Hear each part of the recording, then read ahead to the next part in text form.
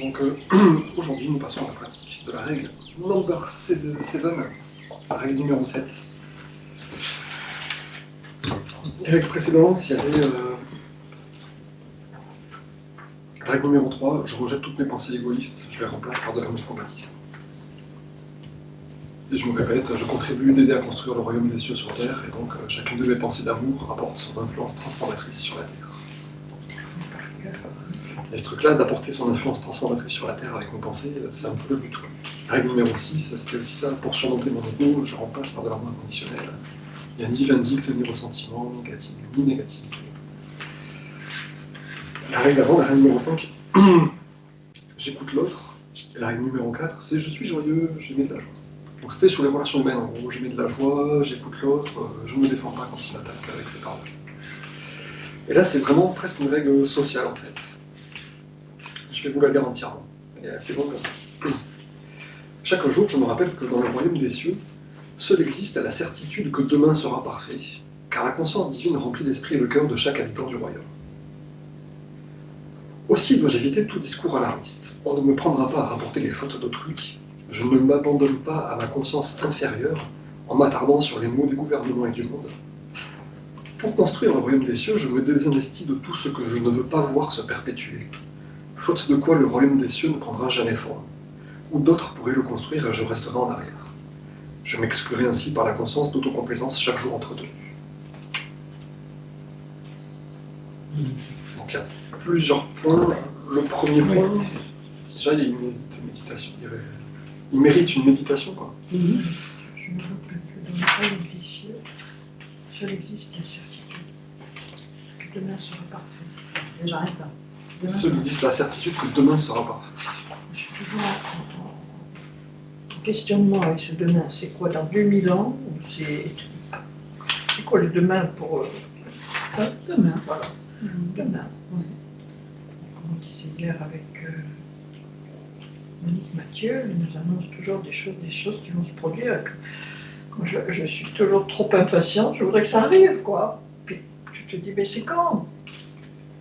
Voilà. Alors le demain m'interpelle vraiment parce que Je ne sais pas quand ça arrive. j'ai l'impression que ça n'arrive jamais, quoi. Il y a quelqu'un qui me disait aussi, mais pourquoi pas aujourd'hui il est parfait? Ah oui. Pourquoi pas? Alors je suis vraiment en conflit avec ce demain parce que j'ai l'impression toujours, mais c'est peut-être dans une autre vie ou dans la troisième vie c'est peut-être après. un jour. Et alors, comment vous comprenez pourquoi il n'est pas marqué aujourd'hui sera été parfait? Ah ben parce que ça irait plus vite. Comment vous comprenez? Parce qu'il faut avoir la patience. Moi, je vis un truc que je sais pas, on m'aurait dit, ah non, c'est pas possible. Eh ben, c'est possible, je le vis. Donc, je mets de la patience dans mon affaire. La patience. Ça n'évoque que tout n'est qu'évolution vers le haut. Donc ça peut aller de mieux en mieux en mieux. Donc c'est que Et c'est peut-être parce que moi, je refusais cette idée que la vie, enfin, je sais pas qui, m'a mis au pied du mur.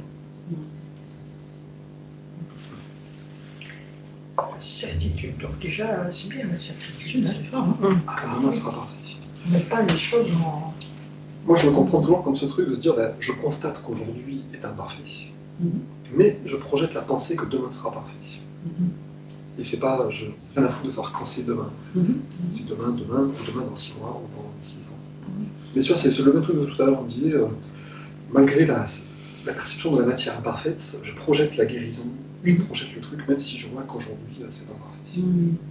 Parce que la certitude, c'est aujourd'hui, c'est maintenant que tu as la certitude. Si tu as la certitude maintenant que demain sera parfait, bah, tu es déjà dans un état d'esprit de bien-être. Oui, donc c'est sur le mot certitude qu'il faut s'appuyer, pas sur le mot de demain. Le truc, c'est de se dire, si je veux changer aujourd'hui, il faut que je projette ce que tu as dit en fait. Que je projette cette image, même aujourd'hui dans l'imparfait, il faut que je projette l'image du parfait. Ça rejoint, je ne sais plus comment où et comment c'est dit, mais quand on est en demande de quelque chose, c'est déjà réalisé, alors qu'on n'a pas fini la phrase. Ça rejoint ça. C'est la foi, quoi. Projeter que demain sera parfait, alors que je vois qu'aujourd'hui, je ne fais pas attention. Comme on vit dans un monde d'instantanéité, on est un peu tenté de dire, ah, ça arrive quand? On est habitué, voilà.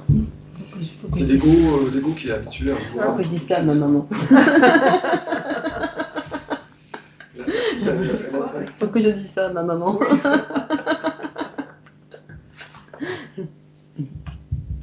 Et la suite, du coup, elle est sympathique aussi. Il y a cette certitude qui existe parce que la conscience divine remplit l'esprit et le cœur de chaque habitant du royaume. Donc tout le monde est conscient de ça. Voilà. Une pulsion divine qui va perfectionner les choses. Aussi, dois-je éviter tout discours alarmiste par rapporter les fautes du gouvernement et du monde. Il faut que je me désinvestisse de tout. On s'en est donné, moi, à cœur joie pendant un moment. Hein. Voilà. Maintenant, ça y est, je suis calmée. Il faut que je me désinvestisse de tout ce que je ne veux pas voir se perpétuer. Ouais. Donc le truc là aussi, c'est pareil. On sait bien que ça existe, on sait bien, mais on ne s'attarde pas dessus, on se gargarise pas avec ça. C'est pas, je ne veux pas le voir, ça n'existe pas, mon monde est parfait, tous les gens sont gentils, c'est pas ça. C'est pas, tous les salauds, il faut les combattre, il faut cramer les tours 5G, c'est pas ça non plus. C'est entre les deux, je sais que ça existe, mais je projette le parfait, les gens qui sont éclairés de la conscience divine.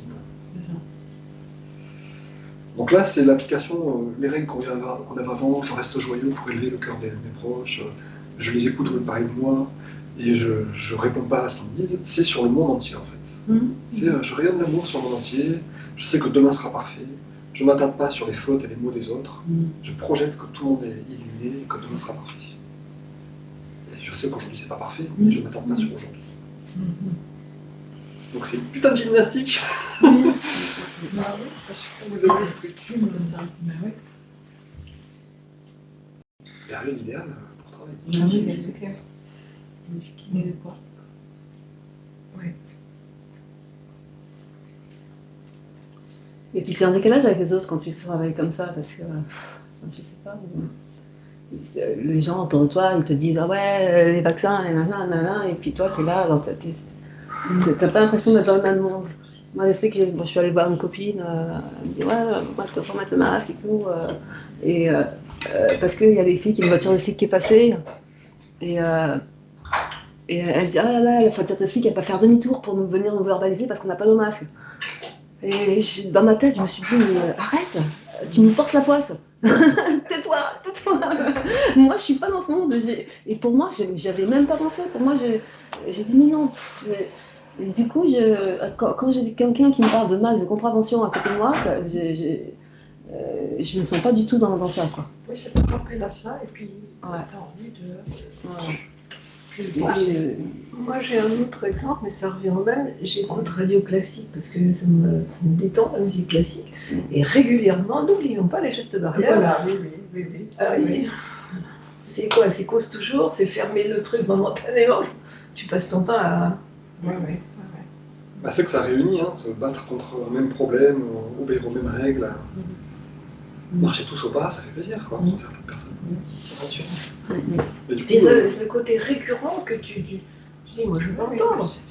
C'est là. Et du coup, se positionner en dehors des gens qui marchent pas, comme un ravi de la crèche. Si, tout va bien, il n'y a pas de souci. Oui, voilà, ouais. Bizarre. Ouais, on a l'impression d'être en décalage. Moi, personnellement, en ce moment, de plus en plus, je me sens en décalage avec les autres. Mais je pense que c'est important d'être en décalage. Être calé avec ça, c'est pas cool. Et en même temps, on a besoin d'être ensemble. Hier après-midi, c'était un bonheur. Ah bah oui, on était ensemble. Hormis qu'on a quand même alimenté, on se marrait. On prenait à la dérision, mais on a quand même parlé du sujet. Oui. Donc pandémie. Il faut laisser la parole libre, tout en l'apportant en dérision, hein, c'est ça. Et puis Florence, elle avait une certaine manière de porter les choses en dérision. Donc on a bien rigolé. à expérimenter la sixième. Ouais. Maintenant, on est sur la septième. Alors, Elle est dense. Ce qu'il appelle la conscience intérieure, c'est vraiment le ras des pâquerettes, quoi. Le plan terrestre. Ah, le plan terrestre, le héros. Ouais, c'est pas facile. Quand on a tout notre entourage qui parle de ça, voilà, les mots du gouvernement et du monde, c'est difficile de... Ouais. Et alors, je m'exclurai par la conscience d'autocomplaisance chaque jour entretenue. Il y a des moments où je me sens exclue. Bah oui. J'ai un sentiment d'exclusion. D'être en décalage, ce que dit Christelle. Ouais. Mais je pense que c'est sain d'être en décalage. c'est pas vrai, C'est sain de se sentir c'est- exclu. Mais en même temps, c'est dur quand en plus je gère mes histoires personnelles. Là. J'ai déjà moi à m'occuper, et puis en plus, problème familial, ça fait un peu lourd là. Hein. Comment vous comprenez la dernière phrase? Je m'exclurai par la conscience d'autocomplaisance chaque jour entretenu. Qu'est-ce que vous C'est quoi l'autocomplaisance? C'est donc se complaire de soi-même. J'arrive pas à comprendre. La complaisance, La complaisance, c'est quand on cède à l'autre par intérêt, hein, ou par lien affectif. Ouais. Alors qu'on ne devrait pas céder en fait. Par complaisance, allez, vas-y, paye, passe, tu payes pas. Quoi. D'accord. Autocomplaisance, c'est je m'autorise les travers. Quoi. D'accord. Ouais. Donc là, je m'autorise de dire, ouais, c'est tous des salauds, moi je suis tellement gentil. Ouais. C'est tous des salauds, mais moi, je suis tellement bien. Ça permet ça aussi. Hein. Ouais, Chouiner tout le temps sur les autres. Oui, mais tu vois. Donc, surtout l'autocomplaisance, il faut résister à ça, en fait. Se dire, bah non, les autres, ok, mais moi, qu'est-ce que je fais, moi? Alors, c'est différent que de vouloir persuader ses propres enfants qui sont dans la manipulation. J'ai été comme ça longtemps, pendant des mois, à vouloir leur faire comprendre leur monde. Mais quand je leur envoyais des mails pour leur montrer ou des vidéos, tout ça, ils les jetaient, ils ne les regardaient pas. Donc j'ai lâché prise par rapport à ça. Voilà. Mais est-ce que je ne suis pas maintenant dans une sorte de conscience d'autocomplaisance parce que je ne cherche plus à les convaincre parler de mes enfants. Alors est-ce que c'est de la conscience d'autocomplaisance? L'autocomplaisance, c'est une espèce de faiblesse, quoi. De capitulation devant les difficultés. Ben oui, je capitule puisque je n'arrive pas à les persuader. Non, c'est prise. Tu as fait ce que tu avais à faire, après ça ne t'appartient plus. Ben oui. Non, tu as fait ce que tu avais à faire. Regarde, c'est la même histoire pour moi. Moi, on me dit, mais c'est elle qui. La volonté doit partir d'elle. Tu ne peux rien. Oui. Donc, voilà, cette histoire-là, c'est par rapport à soi-même. Hein. C'est moi par rapport au monde. Je ne me laisse pas aller à vouloir blâmer les autres pour me sentir tellement valeureux. Oui. c'est vraiment se recentrer sur soi. Et puis se dire, je suis responsable de ce que je suis et du coup de ce que je dégage. Je suis responsable de ce qui arrive. Et de ce qui, bien sûr. Le gouvernement, le monde, ok, mais qu'est-ce que je fais avec ça, quoi? Bien sûr, ça serait mieux aussi, bien sûr. Mais c'est pas grave. Qu'est-ce qu'on fait? C'est ça qui est chiant, c'est que, bien sûr, ça serait mieux, mais... Bon voilà, règle numéro 7, qui va donc vous donner nous donner des méditations fructueuses pour les 3 semaines qui viennent. Donc pareil, il y a plein d'éléments très importants, surtout sur la dernière page. Mais c'est un passage qui illustre vraiment ce truc-là, de garder un état de conscience, différent de l'état de conscience humain qui serait adapté classiquement à la situation. S'extraire du truc, se rendre compte que le père satisfait les besoins, et donc entretenir des pensées de patience et de l'amour. Encore une fois, vous pourriez rencontrer quelqu'un de vraiment misérable qui a froid et qui est malheureux. Il se pourrait qu'il vous demande votre manteau. Ne passez pas votre chemin en fusant du regard. Quelques personnes rirent car elles savaient que c'était ce qu'elles auraient probablement fait. Non, donnez-lui votre manteau et s'il a vraiment froid, donnez-lui aussi votre chemise. Et continuez votre chemin en vous réjouissant. En me réjouissant, demandez-vous incrédule. Je ris et dis, oui mon ami, en te réjouissant. Tout d'abord parce que tu avais un manteau et une chemise à donner. Et ensuite parce que tu réalises que maintenant que tu as toi-même besoin d'un manteau et d'une chemise, ton père en toi va rapidement te retourner le manteau et la chemise d'une façon surprenante. Cependant, si tu donnes manteau et chemise et continues à marcher en grommelant tout bas, « Pourquoi j'ai fait cela? Je suis fou, maintenant c'est moi qui vais avoir froid à sa place. Les gens vont se moquer de moi parce que j'ai donné mon manteau, ma chemise et que je n'ai plus rien, et que va dire ma femme quand je rentrerai à la maison ?» Les gens approuvaient et riaient à l'idée de voir un homme donner manteau et chemise avant de se demander quelle bêtise il avait faite. Je savais très souvent qu'il se privait pour aider les autres, mais regrettait ensuite leur élan de générosité. J'attendis un moment, puis levai la voix pour attirer toute leur attention. Ne vous ai-je pas dit que vous récoltez ce que vous semez? Ne vous ai-je pas dit clairement que vos pensées, vos paroles, vos actions créent votre vie future? Alors, que voulez-vous semer pour récolter, après que vous ayez donné votre manteau et votre chemise à cet étranger? Voulez-vous que votre cadeau vous revienne? Voulez-vous rester sans manteau et chemise pour longtemps? Très longtemps, parce que c'est ce qui vous arrivera si vous continuez votre chemin en colère, ensuite d'avoir donné votre manteau et votre chemise. Vos paroles et vos actions vont sceller, rendre dur comme du roc, la pauvreté que vous vous êtes vous-même apportée en donnant manteau et chemise. Les gens ne souriaient plus ni ne riaient, ils restaient immobiles et écoutaient attentivement. Rappelez-vous, d'abord, faites à autrui ce que vous aimeriez qu'on vous fasse. Votre esprit et votre cœur seront alors contents et en paix, et le Père pourra accomplir son travail d'amour dans votre corps, votre esprit et votre cœur. Ça, je m'arrête, Nicolas, parce que je trouve que c'est super. Il y a 3 éléments super importants. Faites à autrui ce que vous aimeriez qu'on vous fasse. Comme ça, il ne le dit pas, mais c'est en conséquence, votre esprit et votre cœur seront alors contents et en paix. C'est-à-dire, si on fait quelque chose qu'on n'aimerait pas qu'on nous fasse, notre esprit et notre cœur ne sont pas en paix. Si l'autre me demande son manteau, il me demande, hein, je lui ai pas donné, il m'a demandé mon manteau, je me dis putain, attends, le pauvre il a froid, bah ouais, j'ai donné mon manteau, ça lui fait tellement plaisir, c'est normal de le faire. Si je le fais pas, je vais pas être en paix. Je vais dire le pauvre, ouais, putain, est-ce qu'il a crevé de froid maintenant. Si je le fais, je suis content et je suis en paix. Et parce que mon esprit et mon cœur sont en paix, le Père peut accomplir un travail d'amour dans mon corps, mon esprit, ma vie. C'est complètement autre chose que de raisonner, ouais, un manteau à 10 €, est-ce que je le donne, c'est se dire, c'est tellement bon de faire ce que l'amour commande, quoi. Donc ça, je trouve cette phrase, rien que cette phrase-là, c'est de phrase. Faites d'abord à autrui ce que vous aimez qu'on vous fasse. Votre esprit et votre cœur seront alors contents et en paix. Et le Père pourra accomplir son travail d'amour dans votre corps, votre esprit et votre cœur. C'est vrai, c'est une phrase clé. Donner abondamment. C'est la clé, quoi. Et on voit bien les 2 niveaux de... je me focalise pas sur les maux du monde et des gouvernements, quoi. Je fais ce qu'il faut pour rester aimant et faire ce que j'aimerais que les autres fassent de mes propres fautes. Bien sûr, on est un peu con, t'as fait des erreurs, mais c'est pas grave.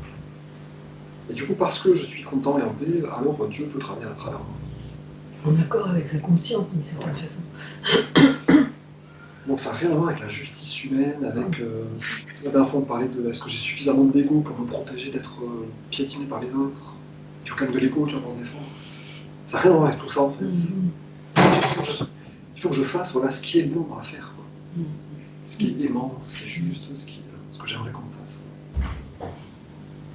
Là, ce qui est subtil, c'est que c'est dans l'intention. Il y a le geste et puis il y a l'intention de. Merci, ça. Parce que si vous continuez votre chemin maintenant, vous allez rester ensemble en Non, allez, dégage, je suis pressée.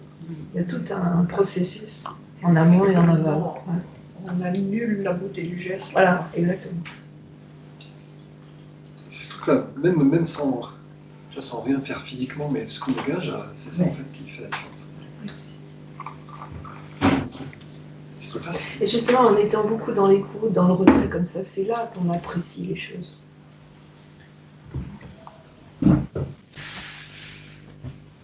tout cas, voilà, l'intention, c'est vraiment prépondérant. D'abord, faites à autrui ce que vous aimeriez qu'on vous fasse. Votre esprit et votre cœur seront alors contents et en paix. Et le Père pourra accomplir son travail d'amour dans votre corps, votre esprit et votre cœur. Donnez. Donnez abondamment et réjouissez-vous d'avoir des choses à donner à ceux qui sont dans le besoin. Parce qu'en donnant ainsi, vos bienfaits vous seront retournés de façon à combler vos plus grands besoins. C'est en donnant que vos besoins sont comblés. Donnez avec un cœur heureux. Donnez avec la foi et la connaissance que là où il y a le besoin dans votre vie, le Père fera son travail d'amour abondamment en vous et pour vous. Ne faites rien d'un cœur lourd, parce qu'un cœur lourd est ce que vous continueriez à avoir. Donnez tout, l'esprit joyeux, afin que tout dans votre vie ne puisse vous apporter que joie et compréhension spirituelle. Ça aussi, pour moi, c'est une sacrée phrase lourde de conséquences. Ne faites rien d'un cœur lourd, parce qu'un cœur lourd est ce que vous continueriez à avoir. Ne faites pas semblant d'être autant. Ou le faire par obligation, ou le faire parce que la morale vous demande que... Si vous arrivez à vous forcer à être joyeux et que vous êtes vraiment joyeux, si vous n'êtes pas joyeux, que vous faites semblant d'être joyeux, ou que vous êtes... Donc ce truc-là, pour moi, c'est quand même une phrase hyper importante. Parce que ça nous commande d'être honnête, quoi. De ne pas se forcer par miséricorde Alors, ouais. pour faire ça. Et ça implique une notion de conscience. Tout. C'est vrai, il n'y a pas de limite dans le don. Je dirais presque sans attendre la reconnaissance de l'autre. Donner tout. Ah oui, oui. Bah, c'est ça le don. Voilà. Être joyeux de C'est ça donner. l'idée de retour. Parce qu'on donne, enfin, c'est être joyeux parce qu'on a donné. Voilà, on est quelque chose Voilà. à donner. Pas donner à n'importe qui. On est d'accord. Les impôts. Oh l'exemple. Donner joyeusement. Si tu es pas heureuse de donner, il faut pas C'est pas les impôts, c'est. Tu vois ce que je veux dire? Oui, mais enfin, voilà, le truc, c'est. Si on est joyeux de donner, c'est cette joie qui change tout en fait. C'est ce truc-là qu'il faut viser. Donner tout, l'esprit joyeux, a fait que tout dans votre vie ne puisse que n'apporter que joie et compréhension. Les impôts, Ah, ni t'as joie, ni pris compréhension, ni... T'as pris le contre. Je sais pas quoi, le contre. Contre-exemple. Mais que faire? Contre-exemple. Que faire pour les impôts? Voilà. Pas donner des impôts? Donner avec joie, gaspiller. Faire semblant quand on est content? Comment on fait? Ah, mais on sait que ça sert quand même à quelque chose, les impôts, quand on voit tout ce qu'ils déversent pour tous les gens qui n'ont plus rien, qui n'ont plus de salaire, qui n'ont plus... là, bon, ils reçoivent quand même des indemnités. Ça sert pas à quelque chose. Ils ne travaillent plus, ils sont... Ça sert à des trucs positifs. Quand même. Ah oui, On a envie d'y croire. Ouais. ah oui. Il y a une diagonale là.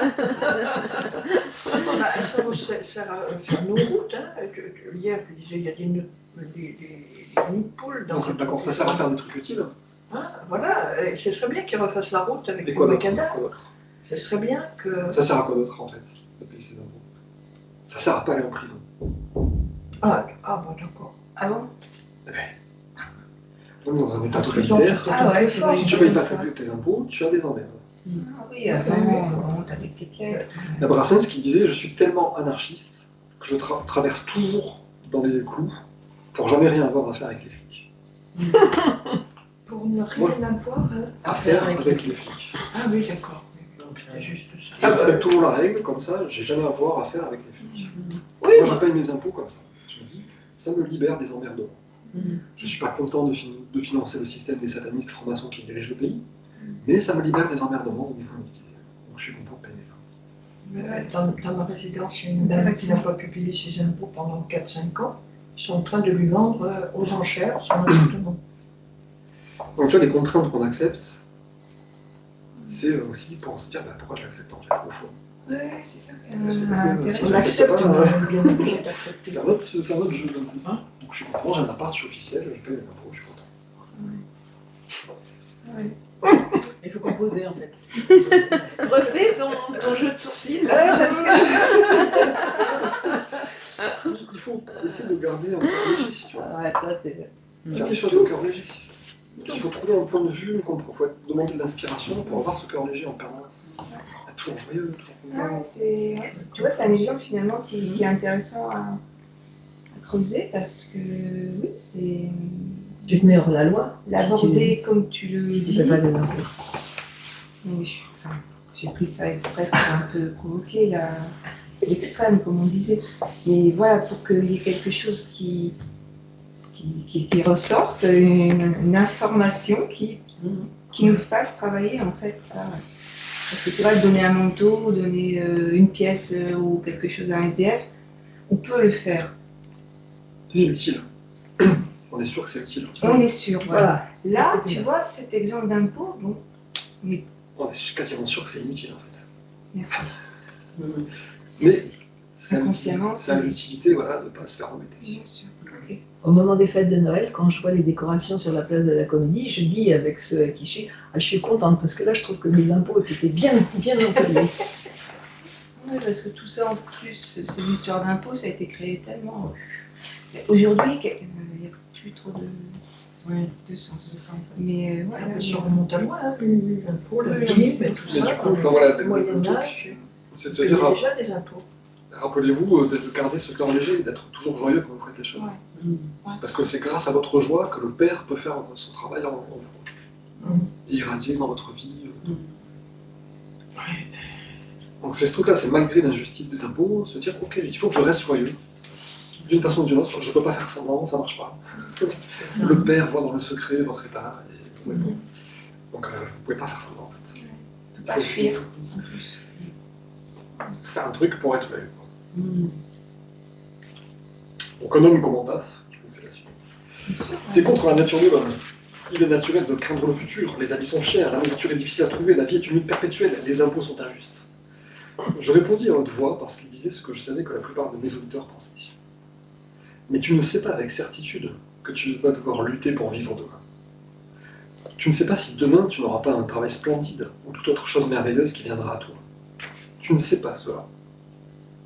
Mais ce qui est tout à fait certain, c'est que tu agis en sorte de ne pas te voir offrir un travail extraordinaire ou quelque autre occasion merveilleuse dans ta vie. Parce que tu crées maintenant les circonstances de tes lendemains. Donc on peut faire le lien avec la règle numéro 7. La certitude que demain sera parfait. Tu ne sais pas avec certitude que tu ne vas pas devoir lutter pour vivre demain. Enfin, que tu vas devoir lutter pour vivre demain. Tu imagines que tu vas falloir que tu luttes, mais tu ne le sais pas avec certitude. Tu ne sais pas si demain tu n'auras pas un travail splendide ou toute autre chose merveilleuse qui viendra à toi. Tu ne sais pas cela, mais ce qui est tout à fait certain, c'est que tu agis en sorte de ne pas te voir offrir un travail extraordinaire ou quelque autre occasion merveilleuse dans ta vie. Parce que tu crées maintenant les circonstances de tes lendemains. Il se fâcha. Moi, mais comment cela? Est-ce que je n'ai pas te le dire? Et je me tournai vers ceux qui riaient. Dites-moi comment cet homme-là, devant vous en tunique rouge, crée-t-il ses lendemains? La foule resta silencieuse, mais un tout jeune homme me cria. Je sais. Marc. Il a dit, il devait lutter pour acheter de la nourriture et des habits. Il a dit qu'il devait lutter pour acheter de la nourriture et des habits. Tu as dit que c'est ce que nous pensons et disons que nous recevons. Exactement, dis-je. Tu es un garçon très intelligent, tu as compris. Veille à ne pas te créer des choses que tu ne veux pas. Et je serai heureux que tu deviennes mon disciple quand tu seras plus âgé, que tes parents te laisseront partir. Quelques personnes rirent, mais d'autres restèrent silencieuses. Je voyais qu'elles ne croyaient pas un mot de ce que je disais. Vous n'entrerez jamais dans le royaume des cieux en étant anxieux. Si votre vie est difficile aujourd'hui, pourquoi le déplorer? Vous sentirez-vous mieux en continuant à vous plaindre? Vos larmes éclaireront-elles votre journée? Et si vous vous inquiétez à propos de demain, vous vous créez des lendemains sombres et lourds avant même d'y arriver. Pourquoi le faire? Quel bien cela va-t-il vous faire? L'anxiété vous a-t-elle jamais apporté quoi que ce soit? Vous pourriez aussi bien essayer de grandir en vous inquiétant d'être trop petit. Non, ne vous attardez pas sur ce que vous n'avez pas. Pensez aux choses qui peuvent être les vôtres, si vous vous tournez vers le Père en vous, en demandant avec une foi parfaite, en croyant que vous recevrez. Et je vous le dis sans crainte de me voir contredire, vous les recevrez. Mais il vous faut demander correctement, en croyant. Vous ne recevrez rien si vous demandez et si vous doutez en même temps d'avoir été entendu, ou que le Père aura envie de vous donner ce que vous désirez. Ça, c'est la manière humaine de donner, mais pas celle du Père, qui donne abondamment et qui répond à vos besoins. Le Père déverse constamment ses dons sur vous, des dons de nourriture abondante, d'habits, de logement, d'amis, à condition que vous-même vous ayez le cœur et l'esprit purs, et à condition que vous comptiez à chaque instant sur le soutien du Père. Donc là, c'est parti pour une page de leçon de vie mémorable. Si vous priez et si vous ne recevez pas, ne croyez pas un seul instant que c'est parce que le Père n'existe pas, ou qu'il ne vous écoute pas. Il faut plutôt vous demander ce qui, en vous, empêche le travail d'amour-père de s'accomplir en vous et pour vous. Si vous vous rendez à l'autel pour prier ou faire une offrande et que sur votre chemin vous vous rappelez que vous êtes querellé avec quelqu'un, revenez sur vos pas, voyez cette personne et faites la paix avec elle. Alors quand vous approcherez le Père en prière, vous aurez un esprit et un cœur pur. Vous serez entendu par le Père et le Père pourra vous répondre en vous donnant tout ce dont vous avez besoin, dans la paix et dans la tranquillité de votre être. Donc là aussi, on a besoin de faire complètement la paix, d'avoir la conscience pure, purifiée de toute la... Ça rejoint un peu la règle numéro 2, participant à l'établissement du royaume des cieux, vous pouvez demander tout ce dont vous avez besoin ou désir, ou justement, cela se manifestera pour vous. Ça rejoint ça. Hein. Ça rejoint ça. Là, l'idée aussi, c'est ne priez pas sans croire que vous n'allez pas recevoir. Et ne priez pas en gardant du ressentiment à l'esprit. Parce qu'en fait, dès qu'on entretient des pensées opposées à la conscience divine, on se bouche de l'afflux divin. Donc si je suis en colère contre quelqu'un, et que je demande la résolution de mes problèmes d'impôt, ma colère contre ce quelqu'un, elle va empêcher la résolution de mes problèmes d'impôt. Parce que j'entretiens des vibrations contraires à l'afflux divin, là je ne vais pas solutionner mes trucs. Si vous allez prier et que vous êtes disputé, allez faire la paix. Soyez en paix. Après vous pouvez prier. Bon, parce que ça soit efficace. Quand faut-il que l'autre veuille faire la paix? D'accord, mais le truc c'est de se dire, moi je libère ma conscience. D'accord. Et j'entretiens pas du ressentiment, j'entretiens pas de l'inquiétude. Est-ce que l'anxiété vous a fait du bien? Bah, arrêtez l'anxiété, finalement, priez. Et donc si vous priez que vous ne recevez pas, ne croyez pas que c'est parce que le Père n'existe pas ou qu'il ne veut pas vous donner. Cherchez dans votre tête. Demandez-vous ce qui en vous empêche le travail du Père de s'accomplir. Vers qui je suis en colère, de quoi j'ai peur encore, de quoi je suis anxieux. Exactement la loi de l'attraction, hein. Pardon? C'est exactement la loi de l'attraction.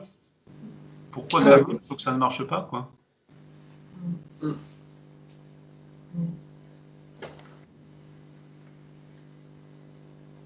Et oui, on attire ce qui nous correspond, quoi. Là, voilà, il explique que ça fait vraiment barrage à la fin du Père, en fait. Demandez-vous ce qui en vous empêche le travail d'amour-père de s'accomplir.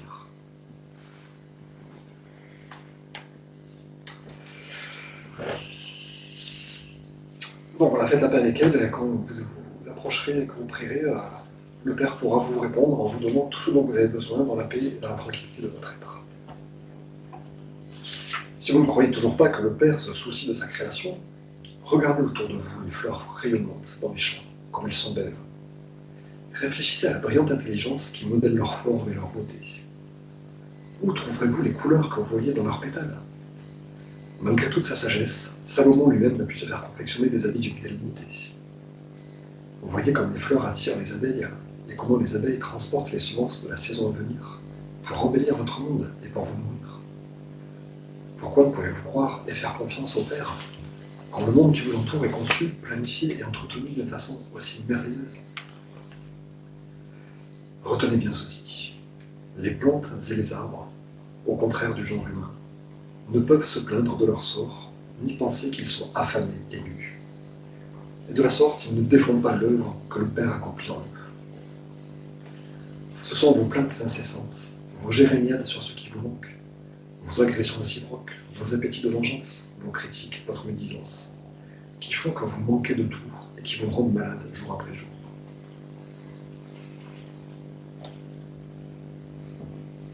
Les arbres et les plantes ne se plaignent pas comme nous, ils ne se disputent pas, et du coup ils ne défendent pas l'œuvre du Père, et du coup ils sont en bonne santé. Nous, c'est nos plaintes, nos colères, nos critiques, qui nous rendent malades. Je vous dis toutes ces choses pour vous préparer, vous qui êtes malades, à la guérison. Vous ne pouvez être guéri à moins que vous ne croyiez de tout votre cœur que la guérison aura lieu. Rappelez-vous que les maladies du corps viennent d'une maladie de l'esprit, tel votre mauvais caractère, vos ressentiments, vos colères et vos haines. L'amour-père est la source de la santé. Et par conséquent, toutes les pensées et tous les sentiments contraires à l'amour-père apportent la maladie. De même que vos maux et maladies commencent dans l'esprit, ainsi en est-il de vos bonnes actions. Prenez soin de votre prochain en tant que de vous-même. Lorsque vous vous disputez, bénissez votre voisin.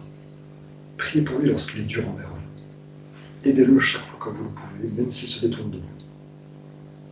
Parce que vous construisez le bien dans votre esprit et vos pensées, le bien sera la récolte de ce que vous aurez semé. Et plus encore, vous harmonisez ainsi votre esprit et vous le synchronisez avec le Père en vous, qui est amour parfait. Et c'est dans ces conditions que le Père peut accomplir son œuvre d'amour en vous. Lorsque j'ai fini de parler, les gens m'apportèrent leurs malades, et en fonction de leur foi, ils furent guéris. Ça nous aide voilà, à entretenir des pensées d'amour, de dire, c'est pas au niveau humain qu'il faut que je m'attache à aider, à aimer l'humain autre en face de moi. Il faut entretenir des pensées d'amour parce que ça permet à Dieu d'agir. Pas parce que l'autre est vraiment aimable, pas parce que c'est juste, pas parce que le blabla. Même si j'ai des bonnes raisons de me plaindre, d'agresser, je sais pas quoi, tout ça, de me venger. Même si j'ai des bonnes raisons, même si c'est juste, même si c'est vrai, que c'est normal, on dit oui. Le péché n'existe pas dans le monde de l'esprit, tout est parfait dans le monde de l'âme, donc il faut rester là et amener cet amour dans le monde humain. Et amour. Amener cet amour dans le monde humain, faire descendre dans le monde humain.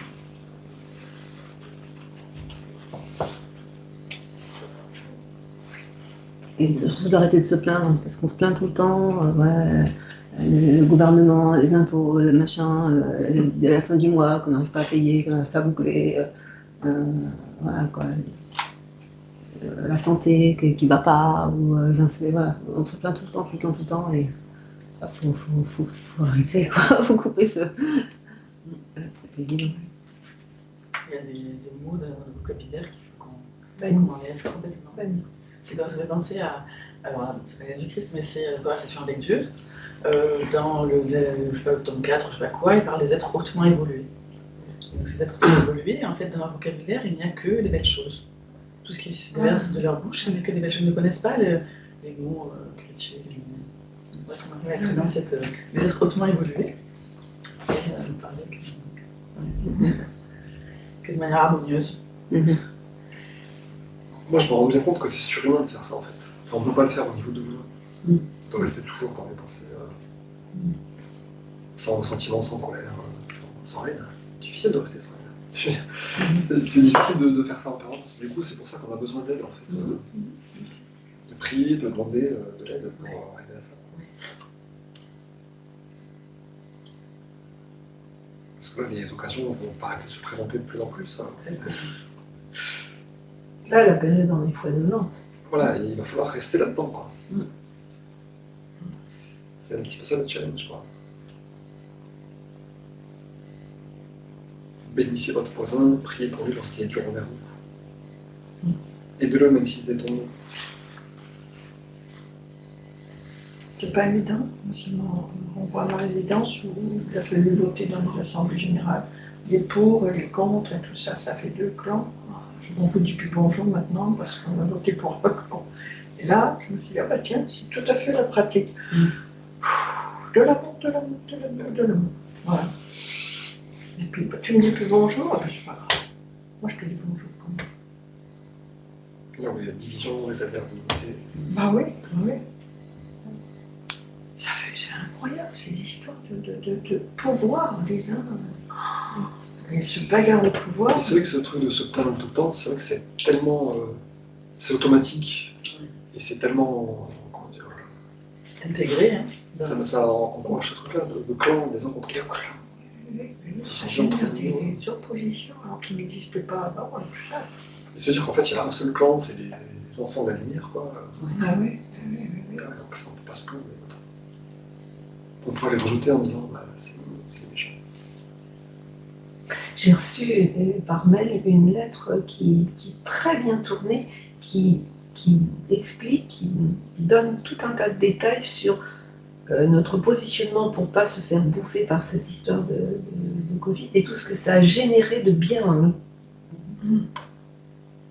Je vais la rechercher si vous voulez, je vous l'envoie. Parce que c'est d'un positivisme. Avec plaisir. C'est une vidéo? Non, c'est une lettre écrite, c'est un collectif de, je ne sais plus comment il se présente, mais c'est d'une intelligence. Ah bah oui, moi je veux bien. C'est Réinfo Covid qui travaille, je crois. Un truc comme ça, oui. Tu l'as vu? C'est bien. C'est super bien. C'est bien tourné. Ça permet justement de trouver le positif. Ouais. Dans l'adversité, on se découvre des capacités et on n'utilise plus le vieux système surtout. Ouais. C'est ça qui est Quelle bonne idée. Ouais. Donc voilà, on démarre 3 semaines de pratique de ça, Je vais garder la certitude que demain est parfait. Oui, Donc voilà, ce passage de fin de la lettre 2, moi, il m'inspire beaucoup. Il est chouette, Ouais, hein. c'est- Il est super riche, il est ça. il y a beaucoup de choses. Hein. Et surtout cette phrase sur les plantes et les arbres, Ouais. qui ne peuvent pas se plaindre, qui sont affamés et nus. Et du coup, ils ne défont pas l'œuvre du Père. Oui, c'est ça, cette idée, ils ne défont pas l'œuvre du Père. Ouais. Si on a faim, qu'on est malade, c'est qu'on a défait l'œuvre du Père. Défait de l'œuvre du Père. Si on est en détresse, si on est triste, on a Ah défait oui, l'œuvre oui. du Père. Parce qu'on a un peu eu peur, on a des pensées négatives. C'est vrai, je regardais quelqu'un tondre une pelouse et je suis restée 2 jours. 2 jours après, dans la pelouse, il y avait des pâquerettes. Les pâquerettes ont été coupées. Et 2 jours après, je dis, mais attends, mais t'as coupé de l'herbe il y a 2 jours et il y a de nouveau des pâquerettes. Et elles étaient rayonnantes. Je dis, la force de la nature végétale. Jamais elle se vexe, jamais elle s'indigne. Elles étaient splendides. Elles sont toujours souriantes. Une leçon d'humilité.